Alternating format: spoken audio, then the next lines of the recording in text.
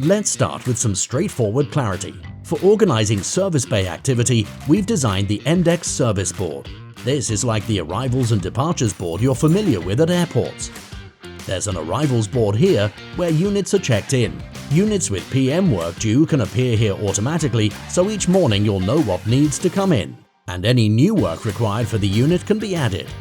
Labor activities in EMDECS are based on standard and customizable VMRS codes. All work required for a unit, whether it came from PM schedules, driver reports or added manually, will be attached to the unit record. So if the unit appears on the board at another one of your shop locations, the work required will be there until it's completed. The service board provides an overview to the shop service manager of what's going on and what's coming up. The departure board can be set up in your customer waiting area so they can see when their unit is ready. When it comes to the efficiency of your business, EMDECS has all the answers. Visit us today at emdecs.com.